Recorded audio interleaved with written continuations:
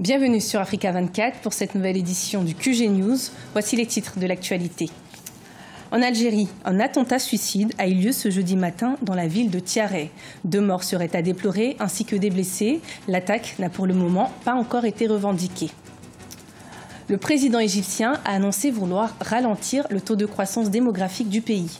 Pour ce faire, le gouvernement compte sur le renforcement du planning familial et sur le contrôle des naissances.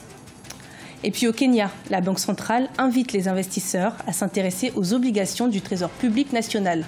D'un montant global de 126 millions de dollars, celles-ci auront une maturité de 5 ans. L'attaque s'est produite ce jeudi 31 août aux alentours de 7 h du matin. Un homme s'est fait exploser près du siège de la Sûreté dans la ville algérienne de Tiaret. L'auteur de l'attentat est décédé ainsi que deux autres policiers. 2 agents des forces de l'ordre auraient été blessés selon les sources locales. Pour l'heure, l'attaque n'a pas encore été revendiquée. Je vous propose d'écouter les propos du journaliste algérien Faisal Metaoui.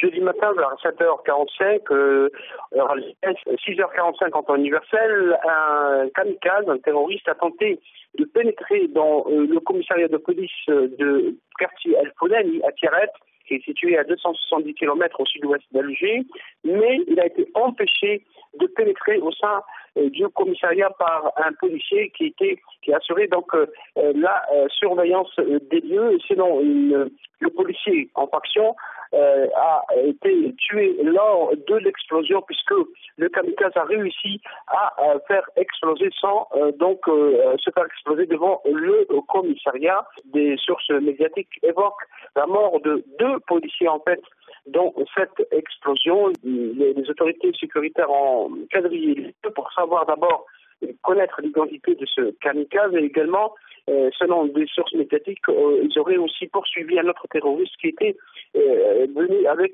le kamikaze. La région dans le sud-ouest algérien n'a pas connu ce genre d'attentat et d'attentats terroristes depuis déjà plusieurs années. C'était surtout dans les années 90. Les unités de l'armée, les autorités sécuritaires m'ont multiplié ces derniers temps des opérations de recherche des terroristes dans plusieurs régions du pays, notamment dans le sud de l'Algérie, où l'armée a trouvé cette semaine, a découvert donc des caches d'armes, notamment aux frontières avec le Mali, mais également dans le sud-ouest, du côté cet attentat kamikaze de Tiaret rappelle ce qui s'est passé déjà en février 2017 lorsque un kamikaze a tenté également de pénétrer au sein d'un commissariat de police à Constantine dans l'est algérien. La guerre civile qui sévit au Soudan du Sud depuis 2013 fait de plus en plus de victimes. Alors que les appels au calme et au cessez-le-feu se multiplient, la mission de l'ONU au Soudan du Sud a prévu de renforcer ses patrouilles sur le territoire. L'objectif, apaiser les tensions et ramener la paix. Deo Gracias Kodo. La situation au Soudan du Sud suscite toujours des inquiétudes. Jeudi 24 août 2017, le Conseil de sécurité des Nations Unies a une nouvelle fois lancé un appel au gouvernement à cesser les obstructions au travail de ses hommes sur le terrain. La force onusienne au Soudan du Sud se compose de plus de 13 000 hommes. Elle a pour mission principale de protéger les civils. Des casques bleus supplémentaires et du matériel devraient être déployés prochainement sur la ville de Torit, capitale de l'État de l'Équatoria oriental, dans le but de protéger les civils. La MINUS fait face à d'importants challenges en termes de mobilité et d'action au sein du pays parce que les forces gouvernementales et les forces de l'opposition, de manière assez systématique, s'opposent justement à leur déploiement ou bien à leur patrouille. La crise politique perdure au Soudan du Sud, toujours marquée par la tension entre le président Salva Kiir et son ancien vice-président Riek Machar. Sur place, les organisations humanitaires ont toujours du mal à porter assistance aux populations victimes des affrontements. La ville de Torit en est une illustration et les populations civiles demeurent les premières victimes. Le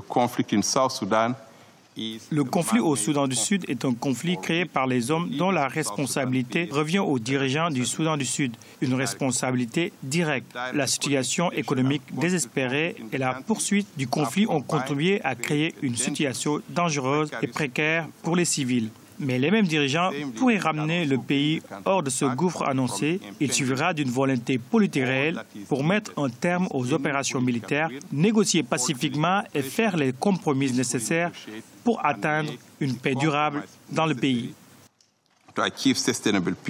La guerre civile au Soudan du Sud a fait des dizaines de milliers de victimes et plus de 3 millions de déplacés en 3 ans et demi. Le conflit a été amorcé par des combats le 15 décembre 2013 entre des unités rivales de l'armée, minées par des antagonismes entre le président Salva Kiir et Riek Machar, ce dernier, aujourd'hui réfugié en Afrique du Sud. Contrôler les naissances afin de mieux contrôler la démographie. Tel est l'objectif du président égyptien Abdel Fattah al-Sisi. Le gouvernement ambitionne d'informer davantage la population rurale sur les moyens de réduire les naissances, mais également sur le planning familial.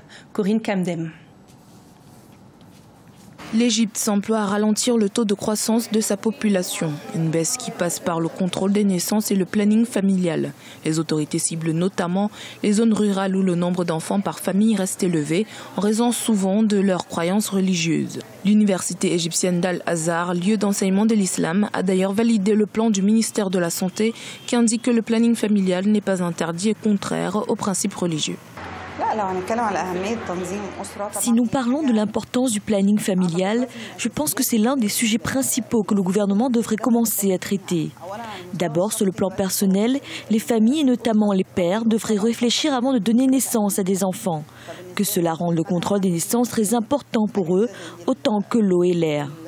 Bien sûr, au niveau national, je pense que c'est une première étape et que nous devrions ralentir les naissances parce que nous devons limiter la croissance de la population. Cette initiative est particulièrement soutenue par le président de la République Abdel Fattah al-Sisi qui estime que la croissance démographique trop forte est un obstacle au développement. L'Égypte est le pays le plus peuplé du monde arabe avec 93 millions d'habitants et devrait arriver à 128 millions d'ici 2030 si le taux de fécondité de 4000 naissances pour 1000 femmes est maintenu. Je suis venue ici avant de me marier parce que ma mère m'a demandé si je voulais continuer mes études et attendre avant d'être enceinte. J'ai dit oui, alors elle m'a répondu que je devrais aller au planning familial et qu'il me guiderait pour savoir comment retarder une grossesse. En 2016, l'Égypte a vu naître 2,6 millions de bébés selon les chiffres de l'agence de statistiques CAPMAS. En juillet, le ministre de la Santé égyptien a lancé l'opération Lifeline, une stratégie pour réduire le taux de natalité à 2,4 millions et permettre au gouvernement d'économiser 200 milliards de livres égyptiennes d'ici 2030. Depuis le mardi 29 août et jusqu'au 31 août, les investisseurs sont invités à acheter des obligations à l'État kényan. Pour l'occasion, la Banque centrale du Kenya a émis des bons de trésor d'une somme globale de 126 millions de dollars. Ces obligations auront à terme un taux de rendement moyen situé autour de 12,4%. Deo Gracias Podo. Le Kenya a émis mardi 29 août des bons de trésor d'un montant de 20 milliards de shillings, soit environ 195 millions de dollars pour financer son budget exercice 2017. Ces obligations auront une maturité de 5 ans avec un taux de rendement moyen situé autour de 12,4%. C'est la même situation dans les pays de l'Afrique de l'Ouest. Tous les budgets sont presque comblés par un emprunt qui, en fait, finance certainement des infrastructures. Mais il faudrait absolument que ces investissements-là soient extrêmement rentables pour que quand même qu'on ne puisse pas critiquer cet emprunt-là. Il faut faire très attention. C'est un mauvais cycle de s'engager sans avoir, en fait, un secteur porteur capable de vous donner quand même les moyens de remboursement. La première économique d'Afrique de l'Est a vu les taux de ses bons de trésor bondir de 21% en raison notamment de la politique monétaire restrictive entamée par la Banque centrale. Le Fonds monétaire international et les agences de notation recommandent au gouvernement kényan de réduire le déficit public.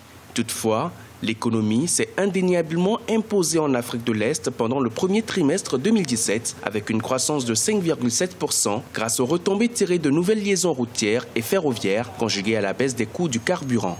Je crois que l'aspect fiscal doit être revu, mais aussi la rationalisation des investissements. Parce qu'une chose, c'est bien d'avoir un programme ambitieux. Une autre chose, c'est quand même de pouvoir différer certains investissements. Et c'est peut-être là où le Kenya doit se retenir et essayer de revoir en fait son programme d'investissement pour éviter ces boulots qui viendraient effectivement d'un endettement assez colossal quand même. Parce que le Kenya n'a pas les moyens peut-être de rembourser. Et c'est peut-être là la difficulté principale. Dans un climat politique quelque peu tendu, le président Uhuru Kenyatta, réélu à l'issue des élections du 8 août 2017, devra faire face à une baisse de la croissance, une hausse des dépenses publiques et un taux de chômage qui dépasse les 40%. Le gouvernement envisage d'emprunter jusqu'à 317 milliards de shillings sur le marché local des capitaux d'ici 2018, malgré l'incertitude des investisseurs. Ce journal a été préparé par l'ensemble de la rédaction. Merci de nous avoir suivis. Retrouvez dans un instant une nouvelle édition de l'information sur Africa 24.